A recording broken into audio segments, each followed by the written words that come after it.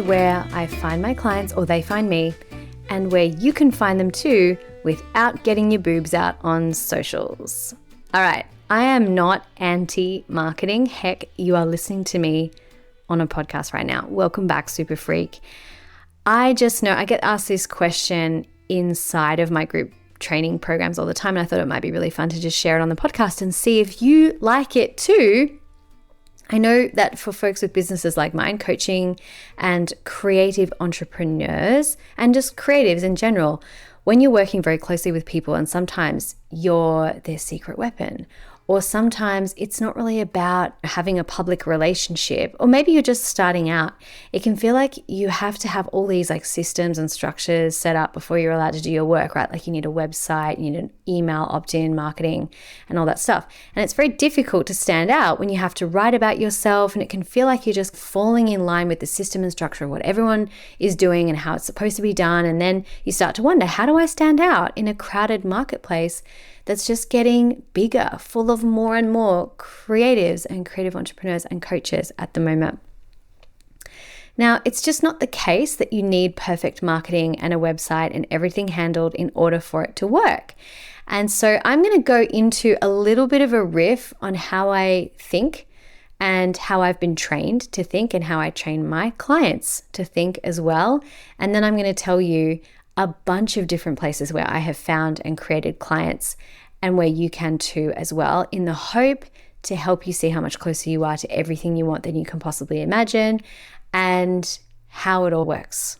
So before we go on, the marketing stuff is something that you build over the long term. So I'm not a marketing expert. I'm not even a marketing person. And this episode is not even about how you can market your business. If you're a coach, using marketing to grow your business and create clients is a really clever long-term strategy for longevity and for sustainability. It's a wonderful thing to do, as well as being able to really serve people in ways that leverages your time and your energy and even your income. And I'll get into that, but it's just one way to find or create clients for your business. And I suggest you learn marketing from a professional. However, it's one wheel in the system. Great marketing though, it doesn't do jack all if you're not a confident coach or skilled at whatever it is that you do. Think about a builder, an architect, think about like an artist. You can have the most amazing marketing, but if it's a terrible experience, incredibly stressful working for you, all the payments are clunky, you can't get in touch with someone, customer service is terrible, marketing will in fact kill a business as fast as it grows it if you're not actually ready for what marketing can do. Coaching is an apprenticeship career, and in fact, a lot of creative entrepreneurship is apprenticeship-driven work. And the time needs to be put in to develop the craft and the skill as much as sharing that skill and selling that skill. And I will go so far as to say, and I know this is not a popular opinion, but marketing comes second, in my opinion, to being amazing at what you do. Because being amazing at what you do will sell itself. It's how it has worked for eons, and marketing is cream on top. Now, most of my clients are creatives, entrepreneurs, coaches, or people who are working inside, like working for other people as creatives inside that space, as leaders inside a corporate space. And they either have no idea how they're meant to begin by building these relationships, or they're ready to take their career to the next level. So they do what everyone else is doing. And the next minute they've spent 6 months like perfecting their podcast, but it's not really making a difference. It's not really working. It's not because marketing doesn't work. It's that marketing is a long game, like really long. And the more someone can have a personal experience with you, or better yet, a trusted person that they trust gives them your name and says they've worked with you, you don't even need to do marketing if that's what happened. That's done. The more personal you can be with a person, the easier it is for them to get a feel of what it's like to work with you and ultimately decide if that's what they want to do. So if you're hiding behind your computer all the time, trying to get your logo colors right and the website just perfect, and you're stressing about business isn't coming together, it's not happening as fast as I want, think about this people aren't getting to have an experience of you with that. So it's a long game. Take the pressure off and start focusing on building relationships. You see, there are two ways that you can operate a business like this, as in coaching or creative entrepreneurship. High touch is one and high tech is the other. Now, they both work the same way, actually. People need to know you. They need to like you. They need to trust you. And in the high-tech version, that just takes time, but a certain number of people will either find you through whatever channel you've decided to share your stuff on. Maybe it's through social media, and then they'll either visit a website, and then maybe they'll want to do more with you based on what they see. A lot of people will not. A very small percentage of people will sign up to something that you're offering, and then a certain even smaller percentage, like really freaking small, will go on to do more with you. Like say they find you on YouTube, they sign up to an email list, then a small number of those people will sign up to like an experience or a webinar or whatever with you, and then maybe a course. And in marketing, they call it conversion rates, but I really don't like to think of people as conversions when it comes to coaching. My mentor has taught me to call it the customer journey, which feels ethical to me. High touch works exactly the same way as high tech. This is what a lot of people don't understand.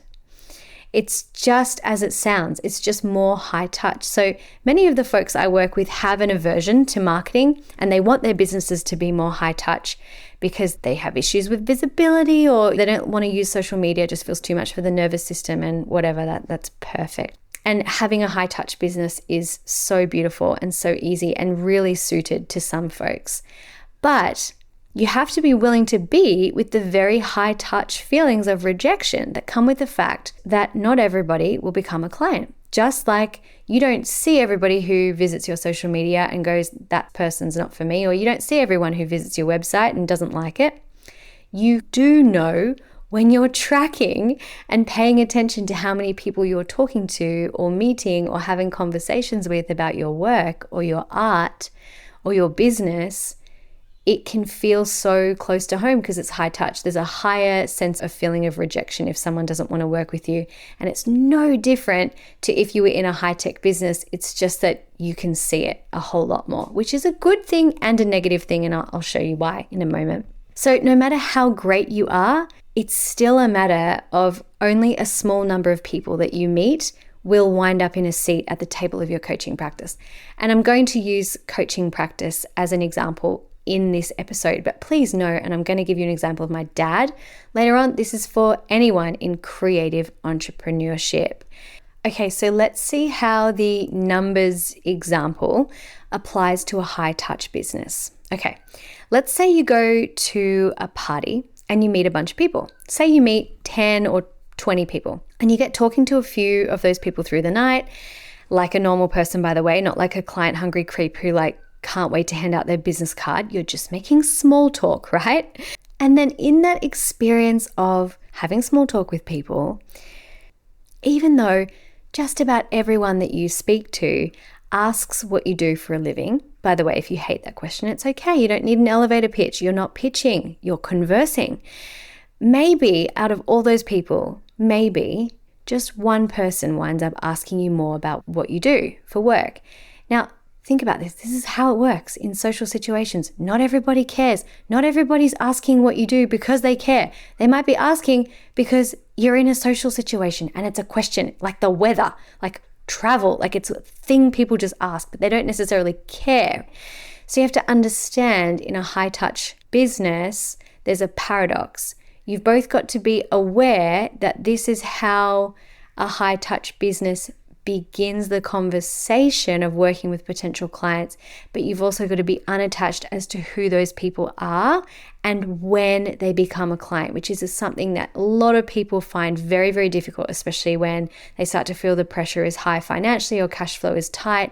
It is certainly a paradox, but it's a great skill to learn to just be not attached to where a conversation goes. It's really, really important, okay? So 20 people talking to you at a party, one person inquiring ever so slightly more about your work. That's it. It's like someone finding you on YouTube and going to your website to find out more about who you are or what you do. Larger number of people to a smaller number who are more interested. It's part of the client journey. Now, of all of those people who are more interested, Some of them, just a small number, will want to actually work with you. That's just how it works. Okay, now when you delve a little deeper with somebody, you have a conversation with them about coaching or maybe about their life or whatever, and the conversation goes there. They may want to book a session. Now, maybe it's then, maybe it's later. Sometimes it's like years later they think of you and they want to have an experience with you. And over time, they then decide they want to work with you and become a client. Technically, that's a numbers game. There's a certain number of people you speak to and meet and hang out with in life, and a very small percentage of those people end up becoming clients. Now, what happens in internet marketing or high-tech world, it's literally just more people seeing a website page and an even smaller number of people ending up becoming a client. And that's how marketing works. It's no different. But in tech, it's a numbers game. And in reality, it's a relationship building business. Now, there's an art to then enrolling someone to become a client. Notice I didn't say selling coaching packages. There's an art to enrolling people in a way that doesn't put selling pressure on anyone, and it does not involve hassling people in Instagram DMs pretending that you care about them. And a great book I can recommend is The Prosperous Coach by Rich Litvin and Steve Chandler. I'll link it in the show notes below. We're not going to go into that right now, how to actually enroll clients, because today this episode is about where you could even meet people without getting stuck behind the computer, so to speak. But it's something I will be going really deep in teaching and training clients in the Fierce Salon that is coming up. It's a conversation that comes up all the time. And if that happens to be the focus that you want to have in our 6 months together, because I tailor the experience to you, you can find out more about that at thefiercesalon.com. And I'll link that below as well. So the reason I'm giving you all this backstory is because of this. Creative entrepreneurship naturally lends itself to being a relationship business. Typically, there are people who are more highly sensitive, more likely to want to be less on tech and more kind of in the world, and also a little bit more kind of analog, maybe hands-on a little bit. That doesn't mean you don't use marketing or technology or whatever, but what I know for sure is these tools of high touch are timeless. If the internet broke, this is how you would build a business. This is how people have built high-touch businesses for centuries. This is how you can continue to grow a business, but also take it to the next level, but also start your business if that's where you're at as well. And I'm not just talking about coaching. So my dad is the best example of this that I have. He's retired now, but he had a residential building company for over 35 years, maybe 40, I don't know. His business was amazing and he was never without a lineup of projects coming through the door. And he only built a website in the very last few years of business and it didn't do anything. Like, sorry, Dad, it was like a really crap website, right? It just sat there. It was like a weird static page because he didn't really need it. His tagline was building relationships. That's what he did. I know, right? It's a pun. It's a play on words, building. But he'd do such a great job, not only at the building, but managing his team and managing the people that worked for him and working with the architects who were working with his clients. So the architects wanted to suggest him as their builder every time they had a new client. And he connected with the owners of the homes. He wasn't just like a random builder that wasn't there or that never spoke to them when things went wrong. And those owners felt really comfortable and safe with him. So they'd come back and ask him to do work for them again when they were renovating again or moving again, or they'd buy another house. And then their friends would do the same because they'd tell their friend, we've got a great builder. He did this, this, this, and this. And because he did great work, those people saw it. And he just always had a lineup of people ready to work with him. That's just how it worked. Word of mouth is marketing. Doing fantastic work speaks for itself. It is marketing, and it's still the most powerful form of marketing that exists. And it works along any other of the fancy things that we have available to us. But as creative entrepreneurs, just remember, it's in building genuine relationships with everyone that the magic happens, that we create exponential success and that we have available to us any day and anytime. We start there from building relationships and everything naturally flows on. A certain number of those relationships, it's not up to us. A certain number of them will end up becoming business. Now, I like to use the example of building because it feels less attached, I want to say, than when someone is, say, a coach and they feel like, oh, if you decide not to work with me, it must be me. It must be about me. Whereas when you can think about it in the sense of just any business, we are for some people and we're not for others. If we can deal with that sense of rejection that happens every day, whether we're aware of it or not, you can become incredibly successful and focus on just building genuine relationships. So no matter if you go high tech or high touch, it's in building those relationships that leads eventually to the seats that you have available for your work being filled.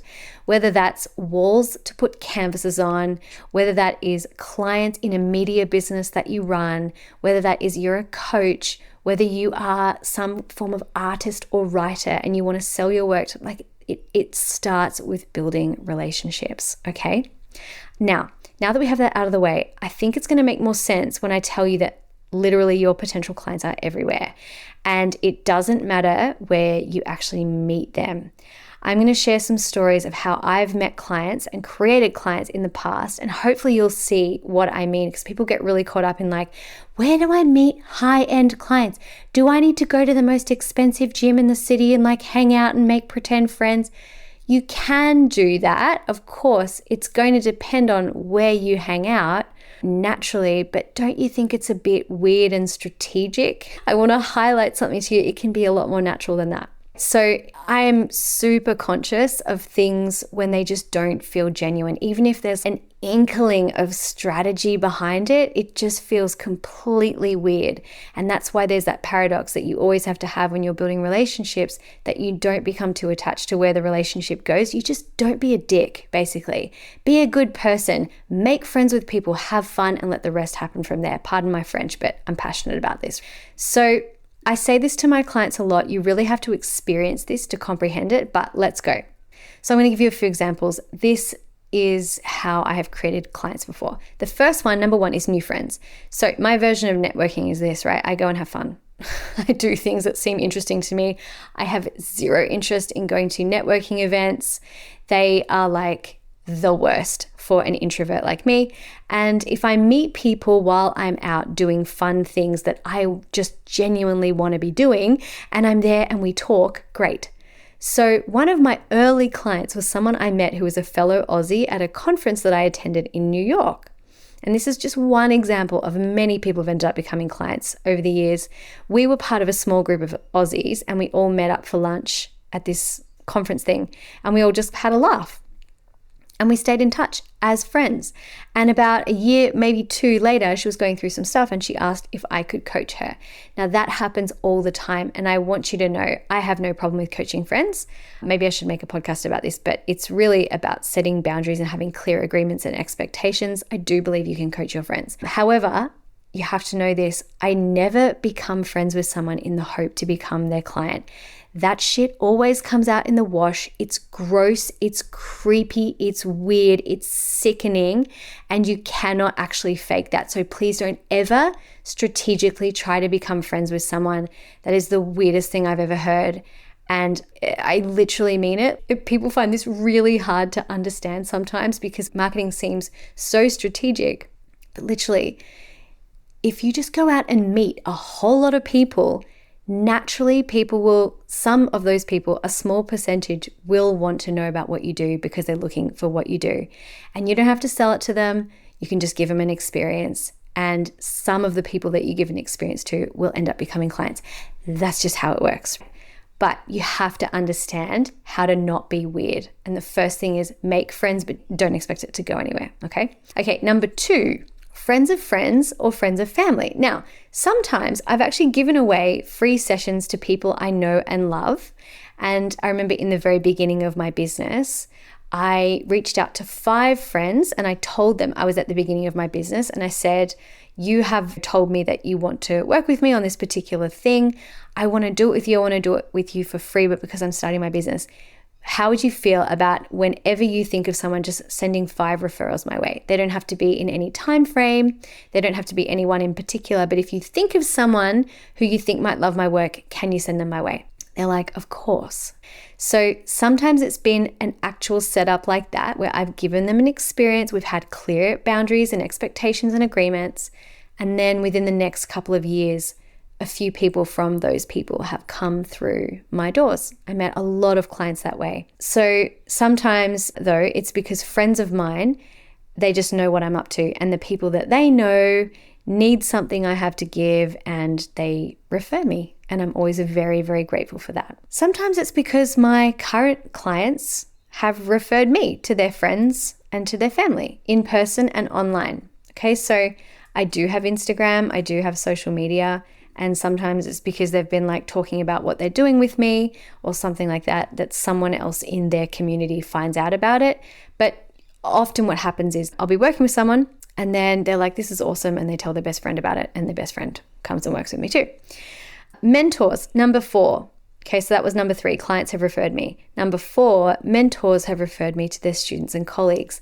Isn't that cool? Sometimes I'm working with somebody and because they know I'm really committed to the work that I do, it's got nothing to do with how good I am at marketing. A mentor of mine, and this has happened probably with 5, I'd say, different mentors. They've been like, I don't have time to work with this person, or I think that you are the perfect person to work with my friend or my colleague, and I trust you because I know what you're doing. So I've had mentors refer their friends, their family, and their clients that they can't work with for whatever reason to me. Number 5, I've had old colleagues come and seek out coaching with me. And that is through my university days. It's through, I used to be an actress. It's through school. I've had old colleagues show up and say, hey, can I have a session? Number 6, on a boat, on adventures, in hostels and fancy hotels. So again, I've been out in the world doing my version of networking, having fun, going on an adventure and meeting people and having a great time. And in passing conversation, I say, what do you do? And sometimes I lie and I say I'm a roller coaster designer, and then I tell them that I'm joking because nobody wants to hear that you're a life coach. And sometimes I say I'm a life coach or I work in personal coaching or whatever I say. I don't care.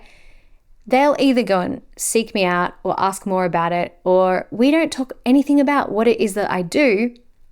We just have an awesome conversation, and then they find me on social media and they see what I do and then they reach out. But the first initial thing is the relationship and the connection that we have. And notice, I'm not selling anything. I'm just having fun and meeting people, because people who are in creative entrepreneurship tend to be their business. Like, you are the business. It's the business of who you are. That's what they are at first attracted to. And then it's about them buying into their vision for their life. It's got nothing to do with you. So I've met clients on a boat. I've met people literally in hostels, just sitting around and having chats in different countries. Yeah, I've been on hikes, on adventures, and just met people. And it might not be straight away, but sometimes it's years later. Speaking of years later, number 7, through sport. 15 years later, I've had people who were students of mine who have grown up because it was 15 years ago, or people who were my competitors and my teammates. They've known for a long time that I do coaching and they have come to me for support. Now, some of that is because they have seen me showing up and doing my thing. Sometimes it's because they had an experience with me as their coach in our sport. Sometimes it's because, there are a number of people in my past who have actually helped become world champions, and those people have spoken about what they did with me and passed on my contact details. So you can start to see how over time, it slowly just starts to become a bit of an ecosystem, right? People tend to really rely on the trusted advice of someone that they respect. And I know for me, I was looking for a therapist lately, and someone that I admire and respect who is a therapist gave me the number of someone. I didn't even look around for anyone else. I was like, if you know this person and you trust this person, that's it. I don't need to look. Saves you a lot of time. So number 8, here's a great story. My husband's friend's wife's work. Okay, totally random. I moved to a new town. My husband was my boyfriend at the time, and I met some of his friends. And one of his friends' wives, I got chatting with her one afternoon when we stopped in for a visit, and we were just talking about what we do and what she does and whatever else. And on we went. And within a couple of months, that person had actually requested that I come into her workplace and do some public speaking and some coaching with her team. So I didn't even know that was happening, but the next time we ran into them, she said, would you be up for doing this? We have this International Women's Day speaking event. Can you do it? I was like, I would be honored. That would be amazing. And it was just literally through my husband. Sometimes you're the only person they know at what you do. And because they have a connection with you, it's why they want to do it. In fact, it's often the most common reason why people want to work with you. Number 9, coaching colleagues. So people who are supposed to be competition, right? Technically, I don't believe in competition. Some of my colleagues have referred their clients to me because they finish up with them and that client is looking for something really specific and they're like, you need to work with Hayley. Number 10, helping out at other people's events as part of their crew or as a support coach. Now, I never rock up with the intention of getting clients. Again, super freaking creepy and gross. However, when I'm in those spaces, I come alive, I get to meet lots of different people, we have a really good time, and they just know what I do anyway, so they'll reach out on their own. Okay, we are at number 11. Notice I have not said Instagram ads or any of that yet. Now let's talk about that. We're at number 11. That's 11 things before we get here. But now I want to tell you about YouTube. Now, I haven't posted on YouTube in 4 years, actually coming on 5 now. But I do have a great story about this. I had someone reach out to me one day. I just got this application from an incredibly inspiring human being, still one of the most incredible women I've ever met to this date. And she said to me, I don't really need to have a call with you and get to know you. And I said, well, I'd really like to know who you are. And she said, well, I don't need to work out if I want to work with you. I've been having lunch with you for 6 months. And I was like, what? What are you talking about? And she said, every day at lunchtime, I sit down and I open up one of your videos on YouTube and I learn something new and I really love what you do and I want to dive deeper with you. How cool is that? Okay. So that is marketing. That is something that took me years because without any feedback, feeling like I was talking to a brick wall, all that, over years and years and years, I created a bunch of videos. And the way I like to paint the picture is I feel like every time you create something timeless, although if you look at my videos, they are ridiculous. They're definitely not timeless. But every time you do put something onto the internet, it's like a thread that makes one thread in a huge tapestry that makes up the beautiful artwork that is your work and your body of work, your business. So while each individual video didn't necessarily make me money straight away, it was over time the experience of watching that and learning from that someone had that had them able to then be able to work with me. Now, up until that point, the entire way my business grew was actually through me just meeting people, making connections everywhere I went and having a good time. And I still do that today. Now, today I live in the bush, okay? I'm like half an hour from the nearest town and there's about 8 people there. So my connecting these days is done in different ways. I reach out to past clients. I create a lot of ways that I can serve people on the internet. This is just in case you're wondering. But I still go on adventures. I catch up with old friends. I'm always doing things and meeting people as best I can when I feel like it. And that in and of itself still keeps that new meeting people experience at the forefront. So I sign up to work with other people. I still work with mentors. I put myself in new communities and new situations all the time with absolutely no intention of it going anywhere, but except to have a good time, and everything just works out off the back of that. Okay, number 12, again, this is another experience that people have had with me. But I made a bunch of meditations and I put them on Insight Timer. And for some reason, it's really cool. People just find me there and then they go, hey, can we work together? Now, please don't go, oh, I need to put meditations on Insight Timer. My point is, I felt like doing that. It felt really fun to me. It felt like service. So I did it. Very different to like being super strategic. But it's the same thing, but it's different. And then number 13, I made some really small helpful trainings and courses. Again, people have had an experience with me and they found me through friends I've collaborated with and they've ended up talking to me. And then number 4, on the really rare occasion, I will reach out to someone. Okay, so notice the first 10 had nothing to do with having the perfect marketing strategy and my message being super clear and the right opt-in and perfect website and blah, blah, blah, blah, blah, blah, blah, blah, blah. I didn't have any of that for the first 4 years of my business. And when I got really caught up in needing to have that, my business drastically slowed down because I stopped doing all of the things that made my business work, like going out and having fun. It's about doing that combination of high touch and high tech now. Okay? So if you're already coaching people or in creative business, I want you to think about the last 5 or 6 people that you worked with as clients or customers. Think about how you actually met them. Was it through someone you had worked with or through someone that you know? I think it would be really, really interesting to figure that out. Was it through having an adventure, a random spot where you met someone? Have a think about that. I really hope this episode has been helpful and insightful in sharing with you that the clients that you might be looking for are actually everywhere, and we can't make assumptions about who they're going to be or who they should be. And that's got nothing to do with us anyway. It's just about being the kind of person who's out in the world connecting with folks in whatever way feels good to you. And I made a joke about getting your boobs out in the title because in this day and age of social media, it's really easy to think the loudest thing is what works, and we have to be putting out so much, literally, but it's often the quiet, consistent things that make the biggest difference in people trusting you and knowing you and feeling comfortable and safe around you, to be honest. So I really hope that you can see that. I certainly have experienced it where someone has sort of feigned connection with me or pretended that they were my friend or that they knew me or that they were half interested in what I'm doing, but I knew they only reached out because they were selling something. And even if I wanted the thing that they were selling, it left a bad taste in my mouth. So there's a huge difference, right? Sometimes that push, it does get more people over the line, but I don't think it's a sustainable way to grow a business, especially in the relationship business, such as coaching and creative entrepreneurship.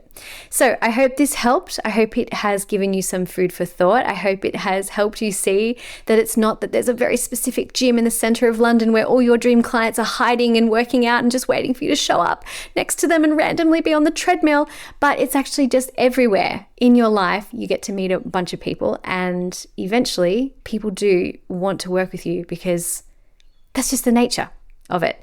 So if you enjoyed this episode, let me know. I get asked questions like this all the time inside of my personal programs, but I often just share that best stuff in the Fierce Salon and inside my coaching programs like NLP. So if you want more, leave me a comment and I'll be sure to create more sort of publicly.